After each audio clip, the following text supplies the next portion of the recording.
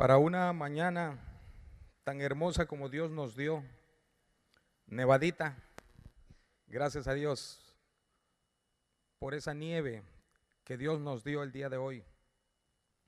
Y para una mañana así fresca, nevada, se antoja una calurosa bienvenida. Así que todos sean bienvenidos, gracias al Señor por ustedes que están aquí. Lamentamos la ausencia de los demás.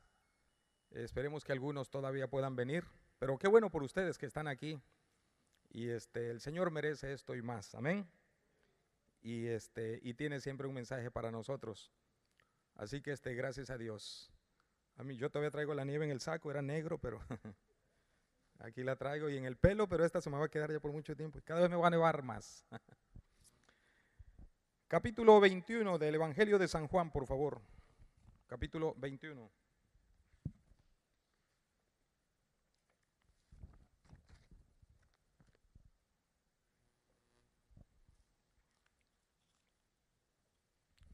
Esta es continuación del mensaje anterior. ¿Recuerdan cómo se llamó el mensaje anterior? ¿Lo recuerdan? Eso, ya vio las notas. Qué bueno que trae notas, ¿verdad? La tercera manifestación de Jesús. Jesús se ha manifestado en su iglesia. Esta es la tercera manifestación, ya 3 veces. Y aquí tenemos una lista de las manifestaciones del Señor, el grupo de quienes estuvieron. Sin embargo, ninguno de ellos se manifestó, ninguno de los 7 que estaban aquí reunidos fueron a orar, fueron a alabar, fueron a testificar. No, ¿a qué fueron? Pues a pescar, a trabajar. Y Jesús los buscó y se manifestó a ellos y les dio una tremenda lección. Vamos a pedir la dirección de Dios una vez más. Señor, te damos muchas gracias por lo que tú eres. Te bendecimos por ser el único Dios digno de toda adoración, Señor. Hemos alabado tu nombre porque eres digno de suprema alabanza. Ahora que vamos a abrir tu palabra, te pedimos, Señor, que hables a nuestras vidas. Gracias por el clima, por la lluvia, por la nieve hermosa que hoy nos das. Gracias por cuidarnos en medio de ella para venir y darnos cita aquí contigo, Señor. Y cuando llegue el momento de regresar a casa, sabemos que nos vas a proteger. Vamos en tus manos. Bendice cada persona presente y llena nuestras redes vacías. Gracias, Señor, por tu palabra. Te lo pedimos en el nombre de Cristo. Amén. Decíamos que esta es la tercera manifestación. Y Jesucristo va a buscarlos y los encuentra frustrados, desvelados, sin dormir, con redes vacías, decepcionados. Y sin embargo Jesús se aparece a ellos y es como si les dijera lo siguiente. Primero les pide algo y no tienen.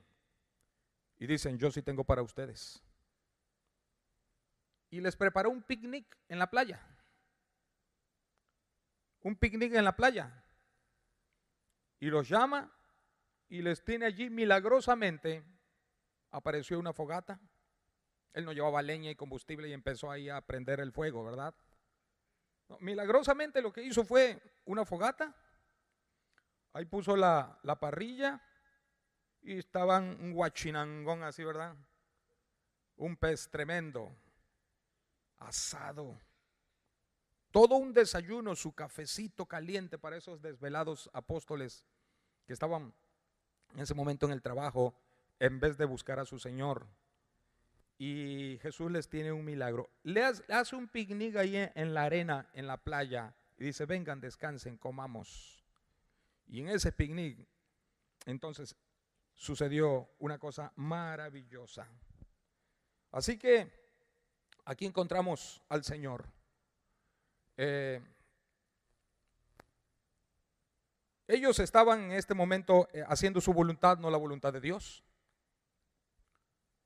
En las tres veces que Jesús se manifestó, faltó Tomás. En la primera le avisan y viene medio incrédulo, ¿a poco sí? Pero viene de todos modos la segunda vez. En esta tercera vez dice que estaba presente, pero en la chamba, con ellos. Y Tomás tenía un gemelo. ¿Sabían eso? Tenía un gemelo, eran como dos gotas de agua iguales. Y aquí yo no sé cuál de los dos vino. Ve tú, total, tú ahí me reemplaza. Dice que era Tomás el Dídimo. Y la palabra Dídimo significa gemelo. Entonces vino aquí el gemelo. Y están presentes. En todas estas apariciones de Jesús, uno de los apóstoles no faltó. ¿Quién creen que era? Pedro. Pedro no faltó. Sin embargo, Jesús no ha hablado con él. No le ha dirigido la mirada. Y Pedro lo negó. Y en las tres apariciones, Jesús no lo ha hablado. No han platicado. Así que encontramos allí a Pedro. Pedro había roto la comunión con Dios. Y romper la comunión con Dios, Chucho, mira, vete al apagador, por favor. Tú, Chucho, ya te puse Chucho, ¿verdad? Chuchín, 2, ¿verdad? Espérame. Cuando uno comete un pecado delante de Dios, inmediatamente sucede eso. Apágala toda. Cuando tú pecas y yo peco, apaguen esta también. A ver, se me durmieron los de la cámara. Apáguenla toda. Así, esto es lo que sucede cuando pecamos. Se interrumpe la comunión con Dios. Y cuando Dios nos perdona, entonces sucede ahora lo opuesto. Ahora sí, se restablece la comunión con Dios. Gracias. Entonces, aquí tenemos que Pedro está en una especie de tinieblas, porque no tiene comunión con la luz, y la luz es Jesucristo. Negó la luz, dijo cosas horribles, maldijo para que le creyeran y se alejó de la luz. Y hasta ahorita Pedro entonces no ha tenido comunión con Jesús. Pero vamos a ver entonces, el título de este mensaje es: Pedro es restablecido a la comunión. ¿Qué fue lo que hizo Dani allá abajo y allá arriba también? ¿Qué fue lo que hicieron? Interrumpieron el apagador, el break, o mejor dicho, accionaron el break para que se interrumpiera y la luz no viniera. Luego restablecieron el switch y la luz vino. Muchas veces nosotros andamos con luces apagadas. Nuestras luces están apagadas. El pecado ha entrado en la vida, hemos dado lugar a algún pecado. Una sola mentira que digamos, se fue la luz. Una sola mirada indeseada, se fue la luz. Una sola muestra de coraje, de odio hacia alguien, se fue la luz. Un solo pecado, cualquiera que ésta sea, se va la luz. Entonces nosotros parece que somos bombillitos de Navidad, prende y apaga, prende y apaga. Ahí va el creyente, ¿verdad? Prende y apaga, prende. Y algunos están hasta fundidos. Es lo que pasa a veces con la vida de muchos cristianos. Sin embargo, Jesucristo va a restablecerla. Vamos a ver, número 1, el proceso de Pedro para recuperar la comunión con Cristo. El proceso que hizo Pedro, los pasos que dio Pedro para recuperar la comunión con su Cristo glorioso, con su Señor. Número 1, aunque Pedro se reunía en la iglesia y no tenía comunión con Cristo, hay muchos así, vienen a las iglesias y no tienen comunión con el Señor, están en pecado. Y como decíamos, pecado es una sola mentira, ya es un pecado. Un rencor, una amargura. A veces pensamos que el pecado es nada más las cosas escandalosas, pero simplemente una acción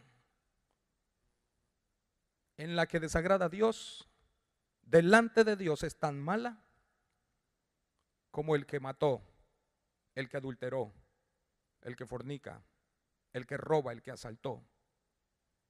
Una sola mirada de odio hacia alguien, la falta de perdón, el hecho de quedarse con lo que es del Señor. Aquí hay a veces en la bolsa está la entrada para que la comunión con Dios se apague, porque mantenemos lo que es de Dios con nosotros. Estas cosas son pecado.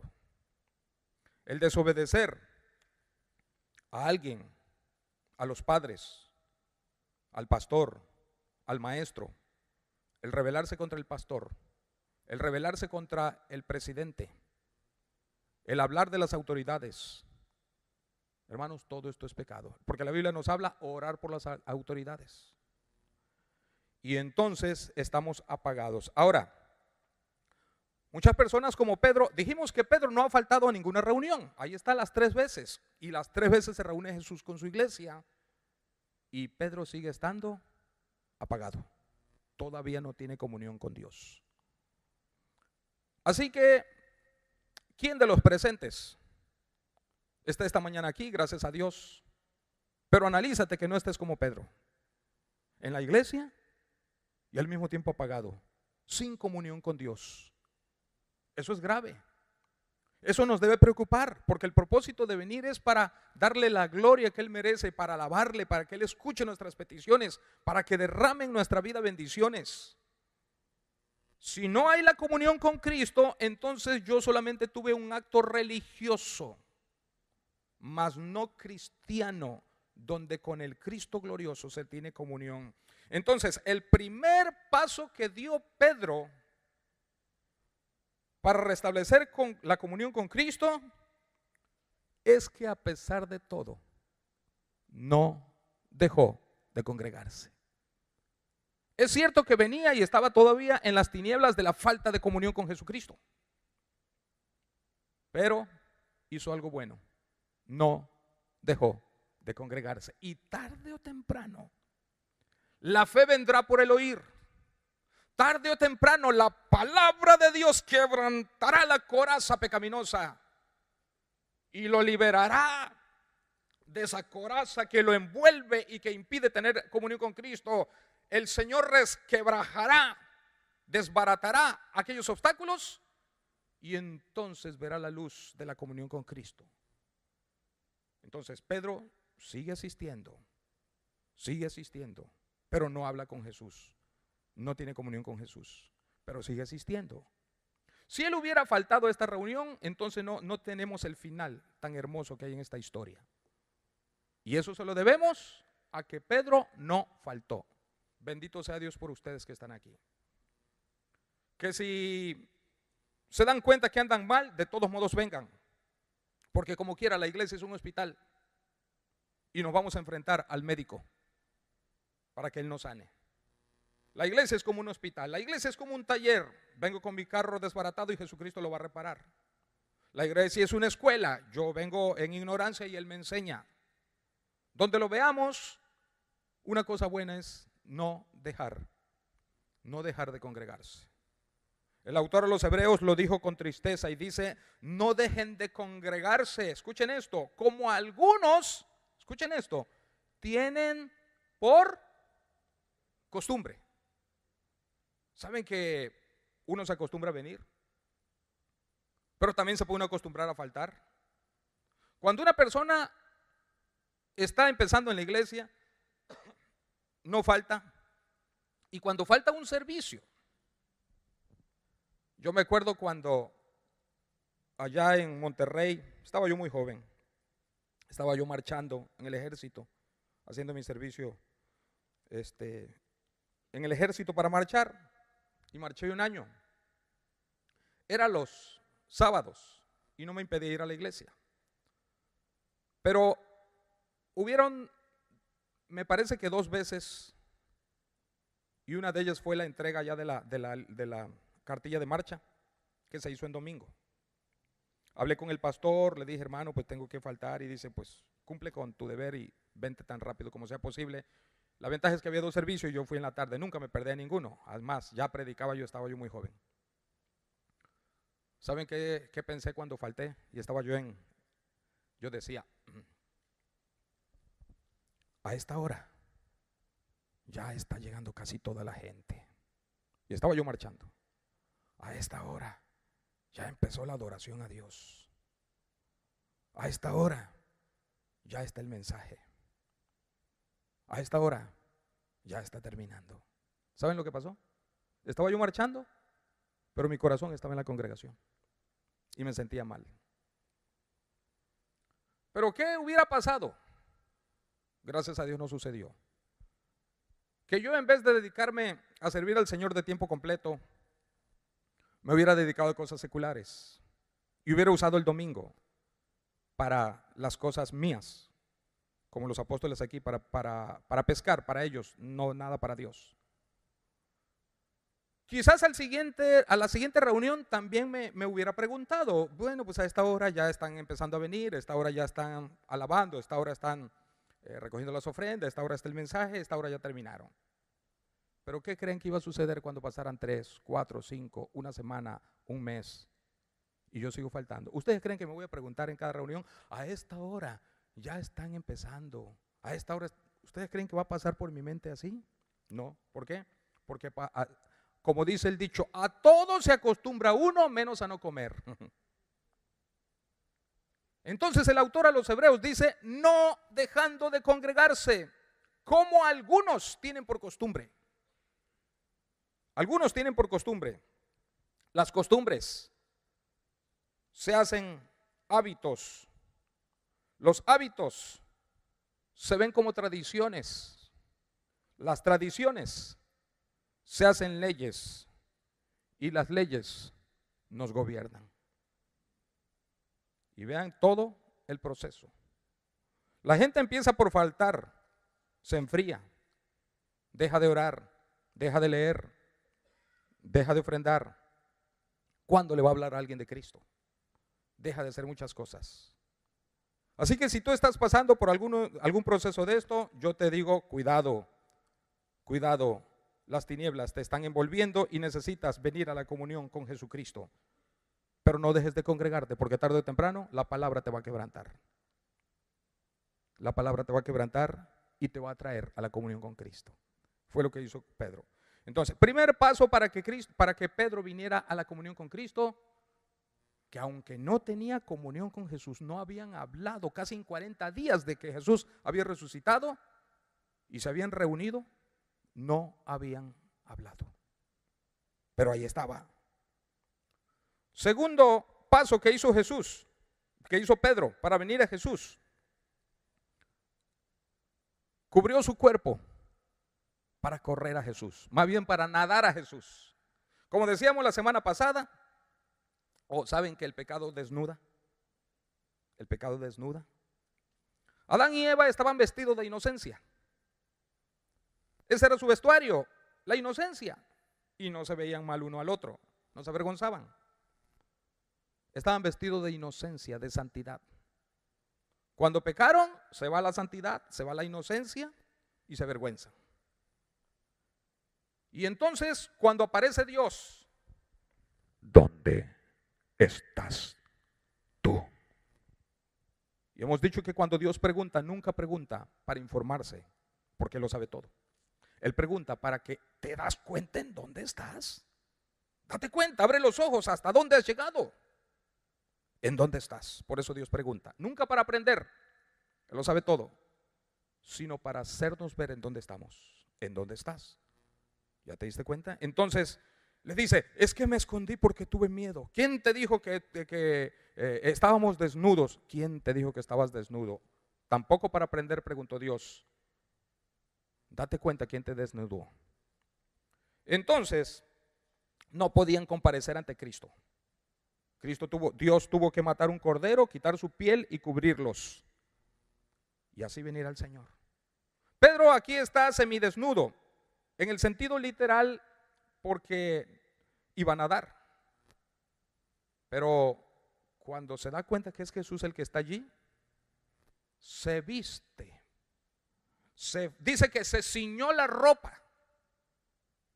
¿Saben lo que es ceñir? Ceñir era ponerse toda la toga y amarrarse una especie de faja y darle ceremoniosamente las vueltas y que quedara con el nudo apropiado. Era toda una ceremonia el ceñirse, y se ataban entonces y se ciñó para echarse al agua. Y como dijimos, nadie se viste para meterse al agua, más bien se desviste, pero como lo que él quería era aventarse el clavado y salir allá y llegar a Jesucristo, entonces se vistió. Y ahí hay una enseñanza. Para tener comunión con Dios tienes que cubrirte. Y aquí es donde vengo al Señor, y la sangre de Jesucristo, su Hijo, nos limpia de toda maldad. Y entonces nos cubre nuestro pecado para poder ahora venir y hablar con Dios en oración y que Él escuche nuestras peticiones. Si la sangre de Cristo no nos ha cubierto, no podemos ni tener comunión con Dios porque le ofendemos y Dios no escucha nuestras oraciones. Entonces se lanzó al agua. La tercera cosa que hizo, nadó a prisa. ¿Cuántos pescadores había en la lancha? ¿Cuántos? 7. Son fuertes. Parecen, son marineros expertos. Hasta escama casi le salía porque vivían en el mar, pero Cristo los llamó a que dejaran todo para servirle. Eran robustos, eran fuertes, tenían experiencia, tenían callos en las manos para tomar esos fuertes remos y nadar. Perdón, ¿y cómo se llama? Y remar. Entonces Pedro es para que hubiera dicho, a ver, ahí está Jesús. Juan se dio cuenta que era Jesús, yo quiero ir a Jesús. A cada quien agarre el remo y rememos rápido. Y lo que él hizo es, se van a tardar más en recoger el remo, ni siquiera nadar los 7 me lleva tan rápido a como yo quiero ir a mi Cristo glorioso. Y entonces se lanzó con todo y ropa y nadó y llegó primero que ellos con la barca hacia Jesús. Así que lo que está haciendo allí es, se dio prisa, porque lo que quería era llegar primero que todos, presentarse ante Jesús y verlo a los ojos. Señor, aquí estoy, háblame, Señor. Si bien en el montón se medio esconden los demás y Cristo habla con otros, pero quiere presentarse solo y deprisa ante su Señor para decirle, yo quiero tener comunión contigo. Todo esto está haciendo Pedro para recibir la comunión con el Señor, por lo que la fe no espera. La persona que tiene fe se lanza al agua, el que no tiene fe dudas. Es que ¿cómo me voy a aventar? Si me vestí, hubiera puesto excusas. Además todavía está lejos. Además llego más rápido entre todos, ¿para qué me canso? Él se lanzó. Y cuando se lanzó al agua y empezó a nadar, Pedro iba rumbo a Jesús, solo, más dificultoso por toda la vestimenta que tenía, pero no le interesaba y él seguía nadando. Su corazón lo impulsaba a romper todas aquellas barreras que estaban deteniéndolo en el agua, que lo hundían con toda la toga, y se lanzó hacia Jesucristo nadando. Las olas lo aventaban y de repente lo retrasaban, pero él seguía nadando y nadando. Y quizás pensó, si en el ínter yo me hundo y me ahogo porque la ropa no me deja, mi Cristo glorioso, a quien me dirijo, puede venir caminando sobre las aguas una vez más, como lo hice en aquel tiempo, y tenderme la mano y restaurarme. Y es lo que yo quiero, tener comunión con mi Cristo glorioso. Quiero provocar, no importa si me medio ahogo, quiero provocar que mi Cristo venga hasta mí, porque lo que quiero es tener comunión con Él. Miren todo lo que está haciendo Pedro. Era hermoso. Se le felicita lo que está haciendo. La fe no teme mojarse y la fe no espera. Y lo otro es que a Pedro no le interesó. Fíjense, con su poder Cristo le llenó las redes vacías. Los demás dijeron, yo agarro la parte de mi red que me corresponde. Si yo me viento al agua, tú jalas más pescado para tu red.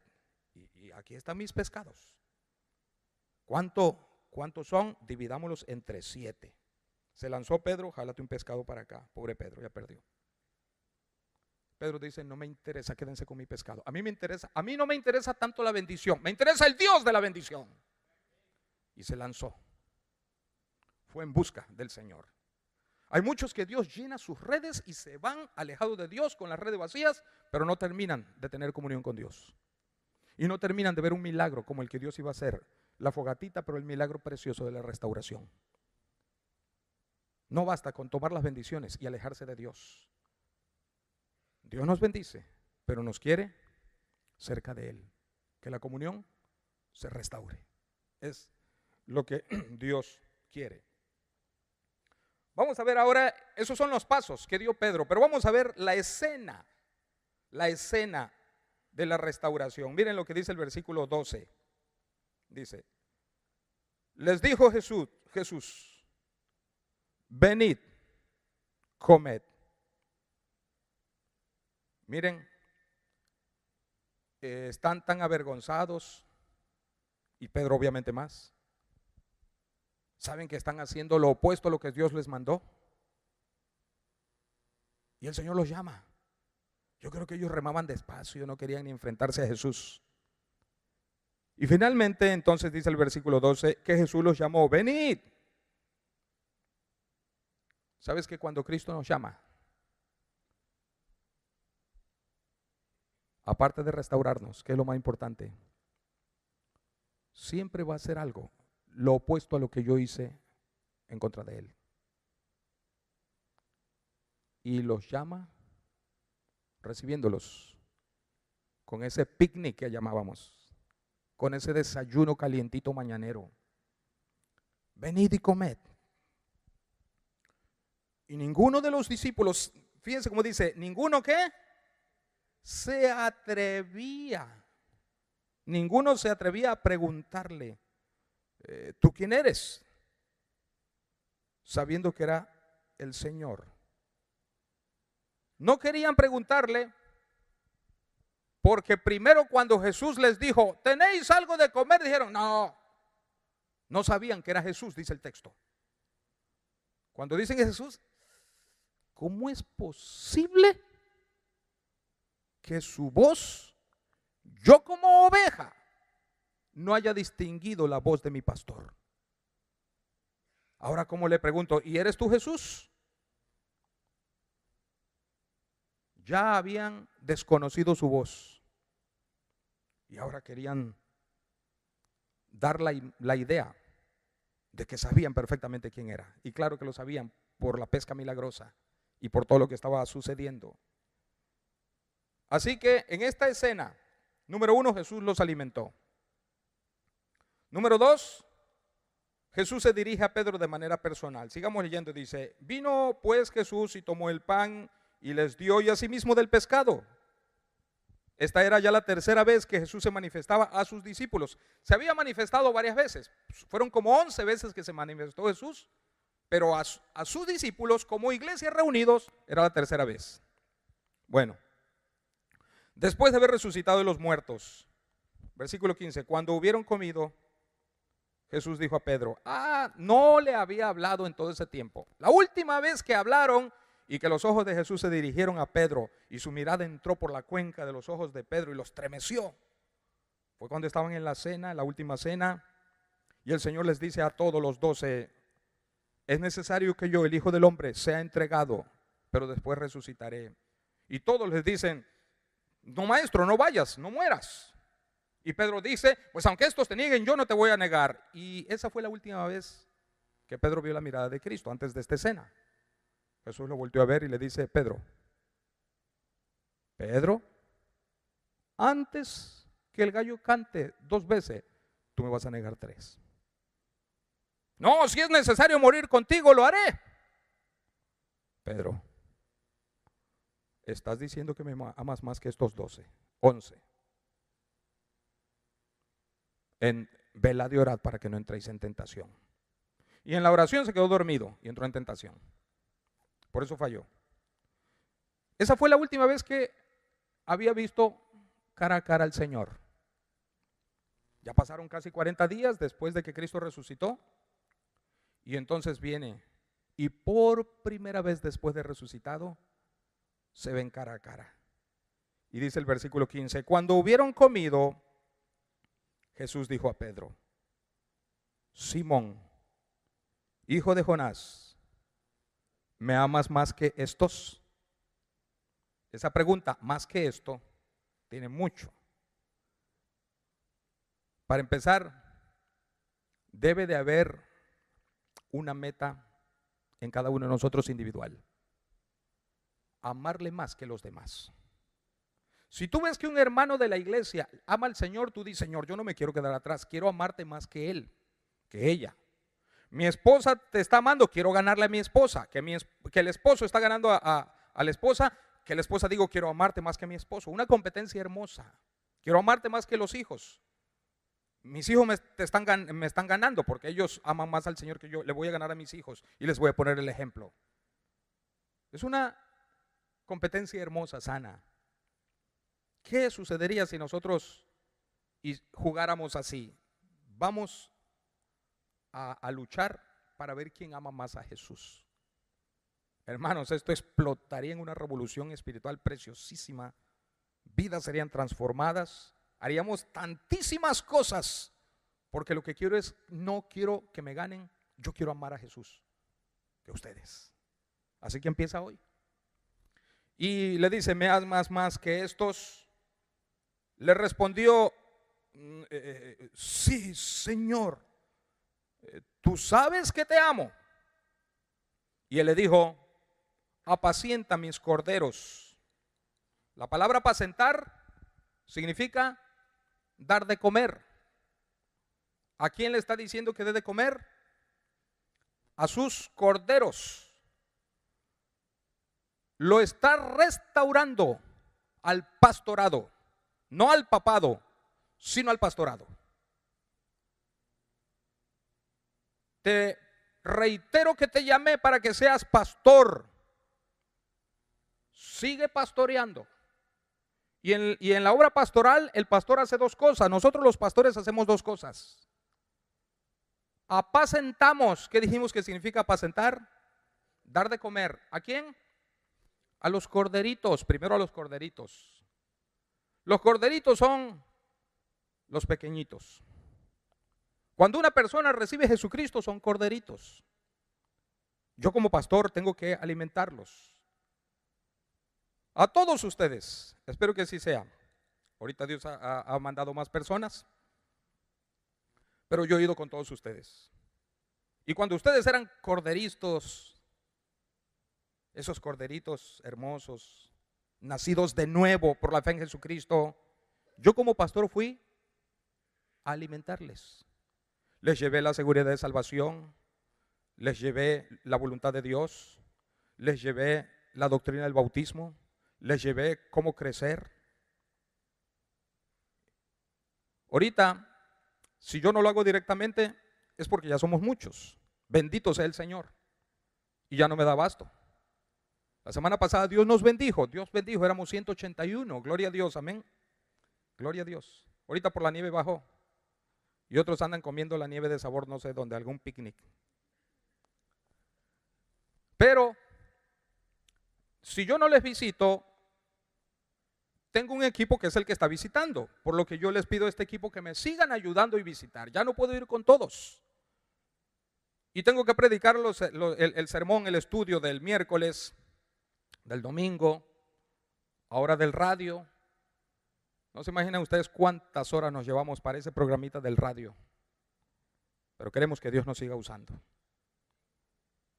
Por lo tanto, los americanos me dijeron hace como 9 años. El pastor Bill me llamó, hubo una reunión allá con con todo el staff, y vino un pastor americano de la convención y un traductor allí para que el pastor entendiera todo, y me dijo, Pastor Juan, toma un día extra. Y oficialmente hablando, mi día de descanso es el lunes y el viernes, oficialmente. ¿Cuándo agarro yo un viernes? Los lunes trato de, si usted me llama a una emergencia, mándeme un texto. Si no es una emergencia, pues déjeme un rato. Si es una emergencia, no hay problema, puede llamarme. Es que deme el teléfono de fulano, pues háblale a los demás, ¿verdad? Estamos para servirles. Ahorita el pastor Joel me habló y me dijo, yo tengo un mes de vacaciones y soy de todos los pastores el único que en 13 años, si acaso 2 veces, he tomado todas mis vacaciones. Yo a lo que salgo es a campañas, a predicar, y hasta cuando voy de vacaciones, no recuerdo en 37 años desde que empecé a predicar, en 37 años nunca he tenido unas vacaciones donde no haya ido a predicar a una iglesia en donde quiera que he ido. Y hasta campañas, y dice Lulú, no te comprometas en campaña en vacaciones, es para nosotros. Pero no soporto la euforia de llevar el evangelio y voy y acepto a veces hasta campañas. ¿Por qué hago todo esto? Porque amo al Señor. Es cansado y necesito que ustedes me sigan ayudando a visitar. Felicito a ustedes que se inscribieron a ese programa de, ¿cómo se llama? Remendando Redes. Y es voluntario. Si usted lo quiere hacer, usted va a recibir bendición. Si usted no lo quiere hacer, Dios te bendiga. Tú sabes lo que vas a hacer. Y yo no le voy a rogar a nadie.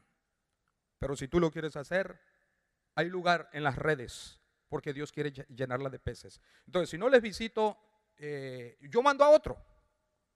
Y lo importante es que me informan y se da todo un reporte. Y así avanzamos. Porque tengo que organizarme así para avanzar más. No puedo con todos. Pero en ocasiones especial, es obvio de que voy. Como la semana pasada que fui allá a Beisburg con los hermanos, porque se reunían toda la familia y me dice el hermano que lo está discipulando, vaya hermano, los hermanos quieren que vaya, se va a reunir toda la familia, hábleles, y ahí voy. Claro que estamos dispuestos a hacerlo. Ahora también vamos a empezar un programa, una célula más con el hermano Ramón y su esposa, y le digo, espérame que pase un par de semanas. Esta semana tenemos mucha ocupación, entre todas las cosas, tengo que preparar todo el material para el entrenamiento a los, ¿cómo se llama? A todos los maestros. Y son varias horas y son muchas cosas y todo lo que traemos. Hermanos, necesitamos manos que se sumen a esas redes. ¿Encontrará Cristo aquí alguna mano?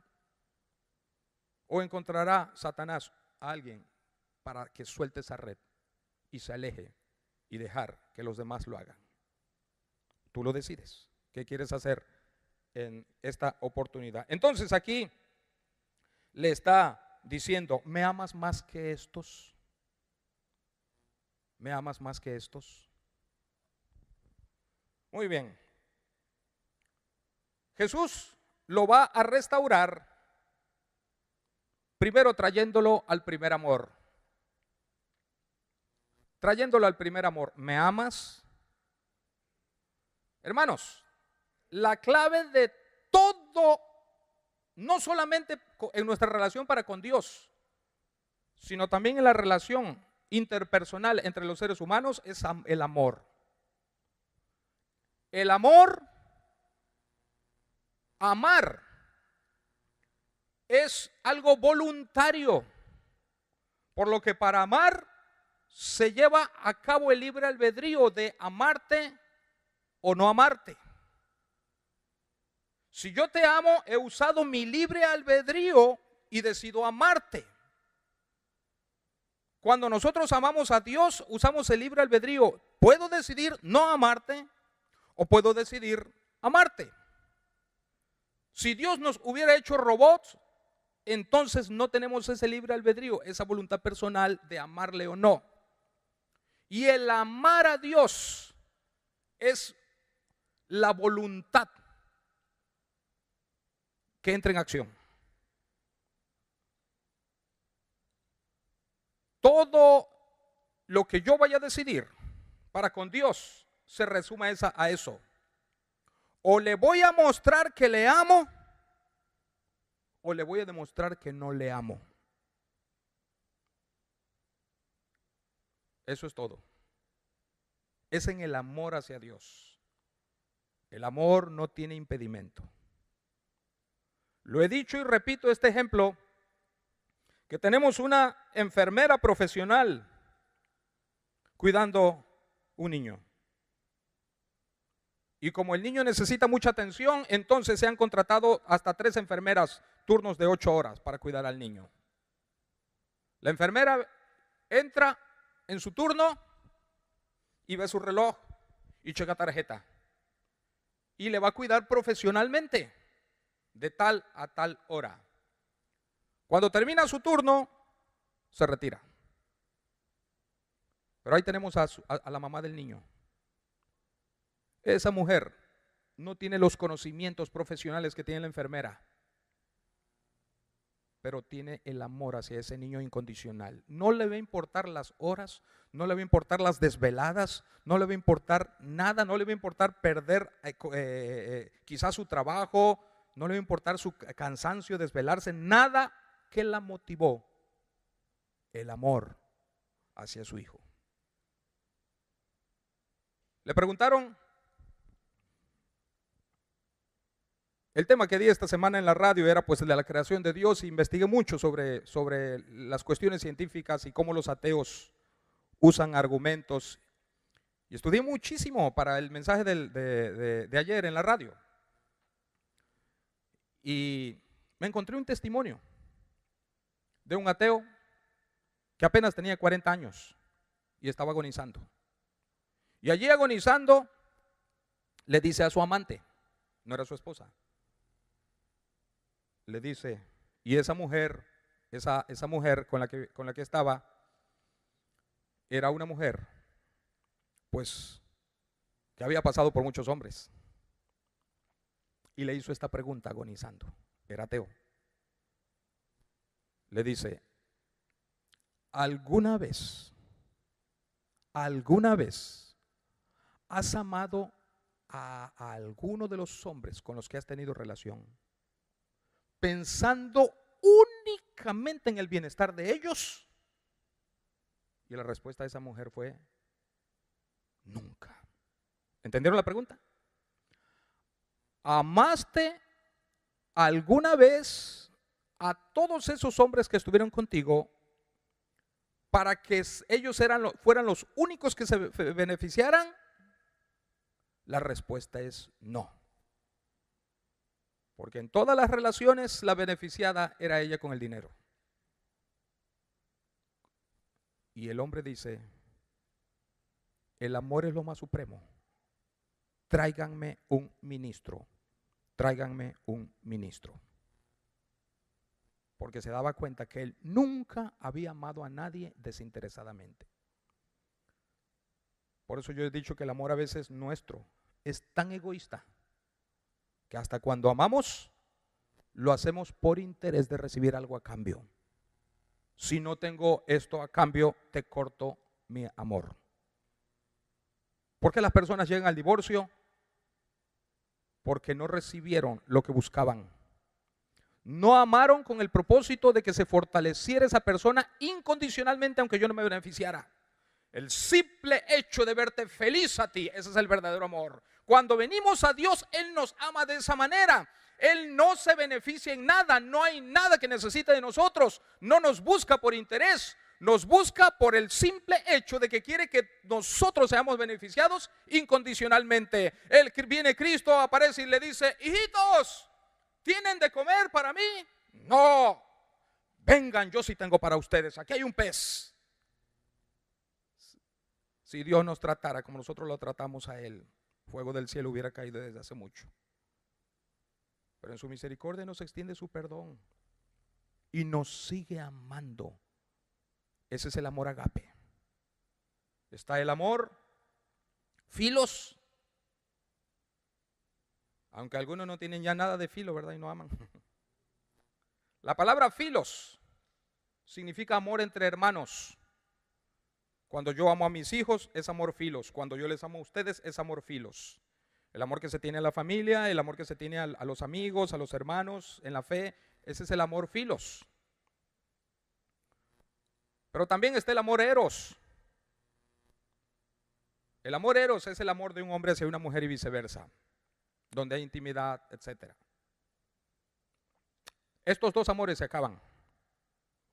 Porque el amor filos que se tienen hacia el prójimo se acaba. Y las amistades se acaban. El amor eros se acaba. Se dejan de amar. A veces hasta se ponen excusas. Es que pues ya me engordaste, es que tú ya te quedaste pelón, es que tú esto y lo otro, y te dejo de amar. Por eso decimos siempre en el ¿cómo se llama? En la carta de Melchor Ocampo. ¿Se acuerdan de lo que dice la carta de Melchor Ocampo? Pues necesitan casarse, porque yo se las diga.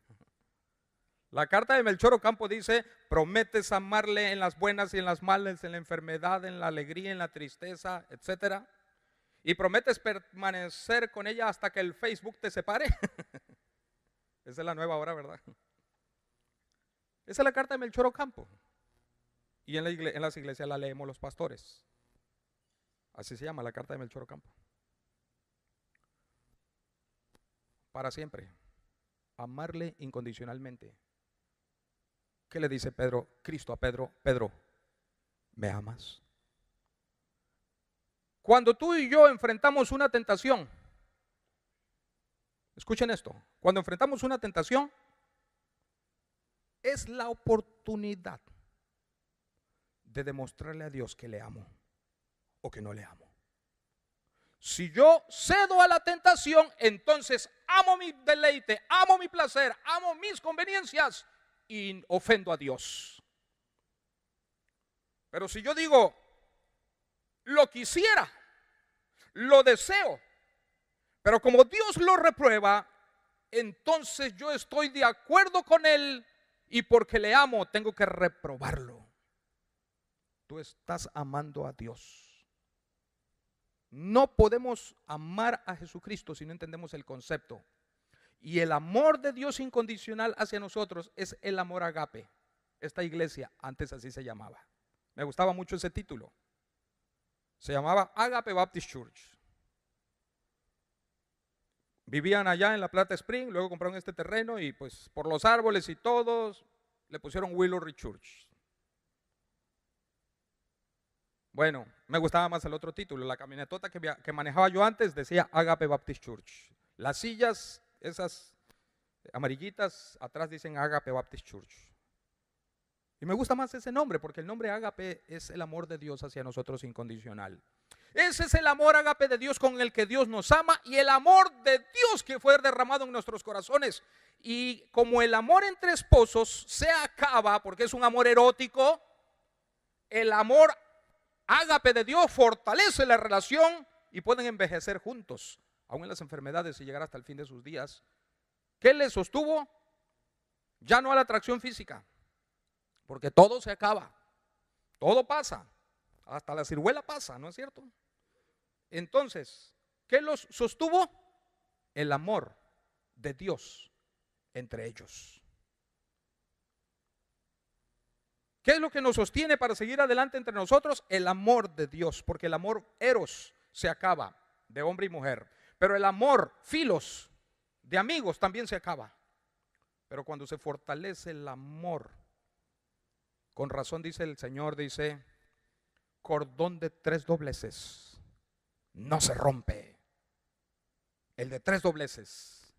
El tercer cordón necesario en el matrimonio es la presencia de Dios y el derramamiento de su amor en la pareja para que puedan permanecer en medio de las adversidades.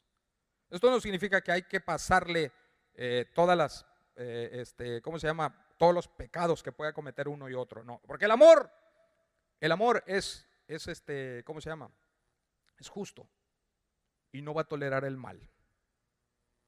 Cuando Dios nos disciplina incluso, la disciplina que Dios nos da a nosotros está también en el marco del amor.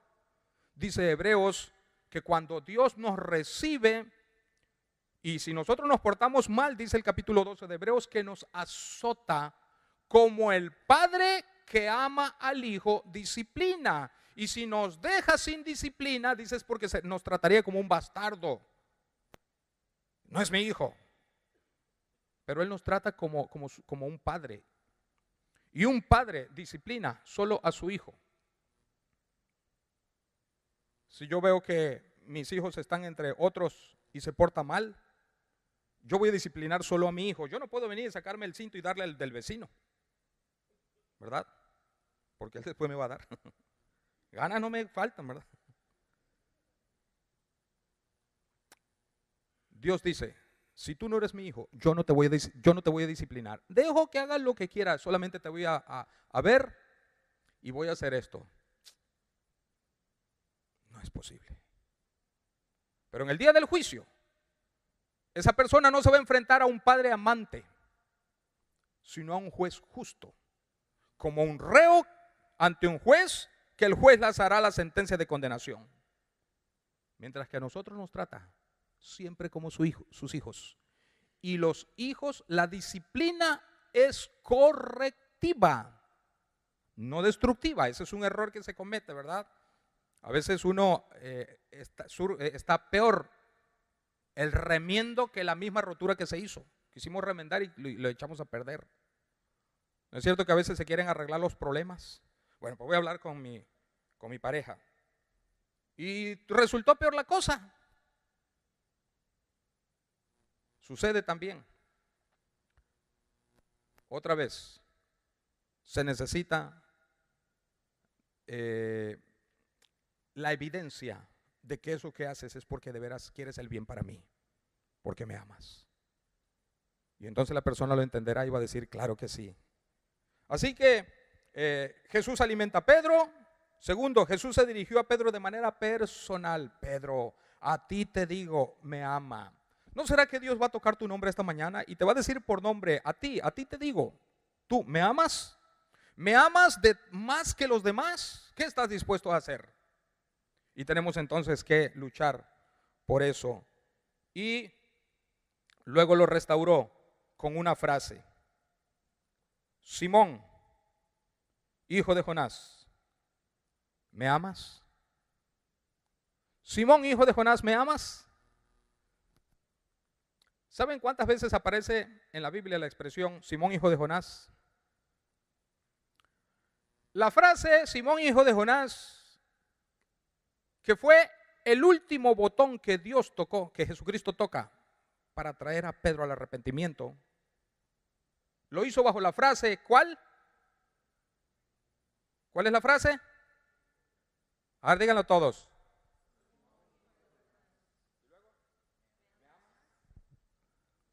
Esa expresión, Simón, hijo de Jonás,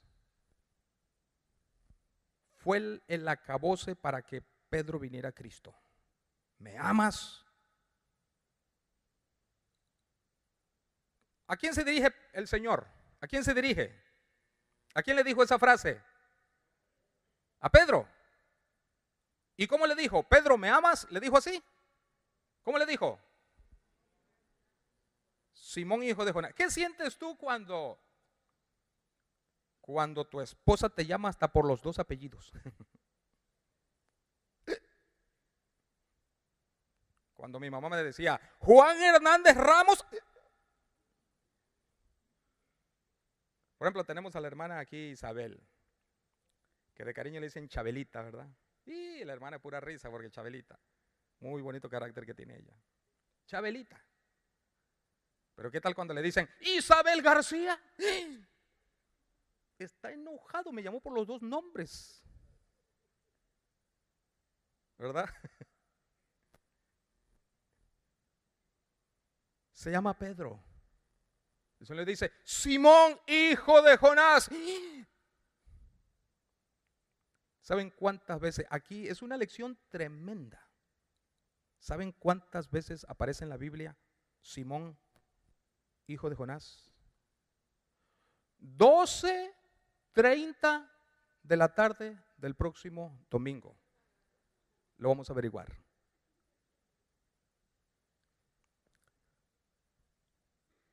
Ayer que estaba yo dándole las últimas repasadas, Dios me quebrantó tremendo.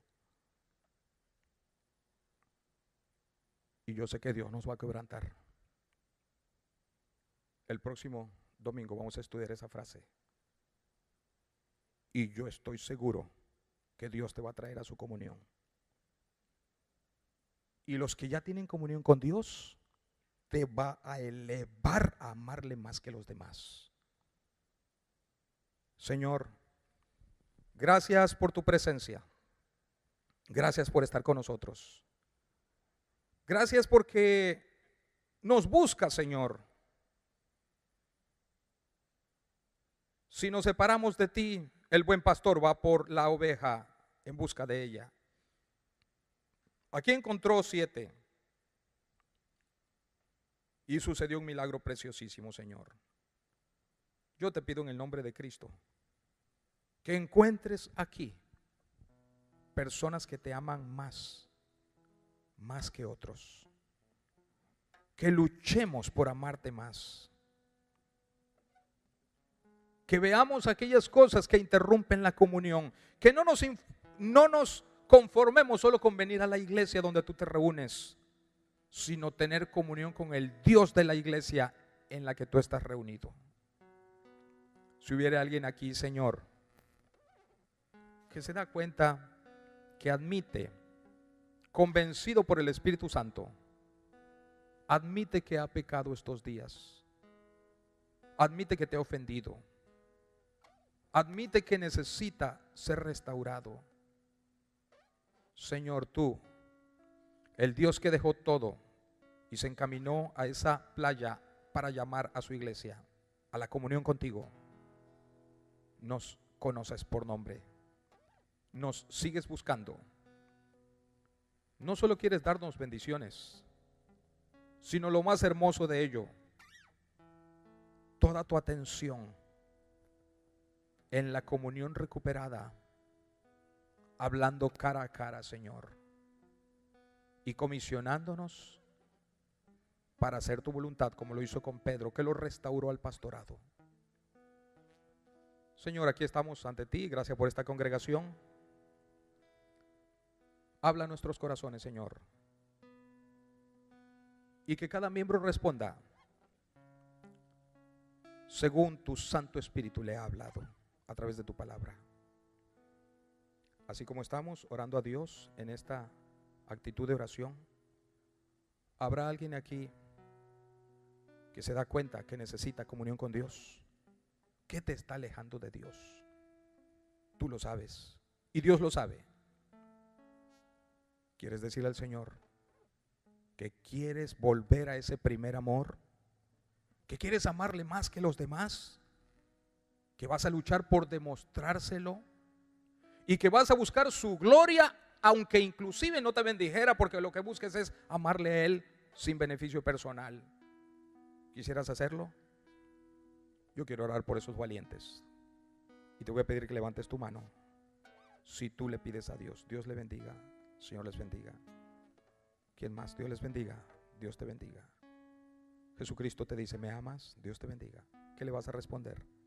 ¿Habrá alguien más? Dios le bendiga, gloria a Dios por ustedes. Dios la bendiga. ¿Quién más? Bendito sea el Señor. Dios les bendiga. Amén por ustedes. Señor, aquí están estas personas que levantaron su mano. Personas que están dispuestos a que cualquier pecado, desde un simple rencor que es dañino delante de tus ojos, hasta los pecados socialmente hablando más reprobables. Todos los que levantaron su mano, Señor, bendíceles. En el nombre de Cristo, usa sus vidas. Llévales bajo tu voluntad y llena sus redes, Señor. Llena cualquier vacío. Dales propósito en la vida. Gracias, Señor, por esta congregación. Y que el próximo domingo, si tú todavía no vienes, vengamos dispuestos a escuchar este maravilloso final cuando Pedro fue restaurado y que quedó para la eternidad en tu palabra.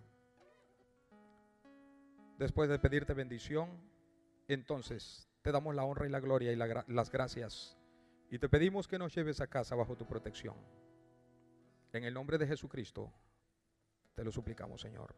Amén.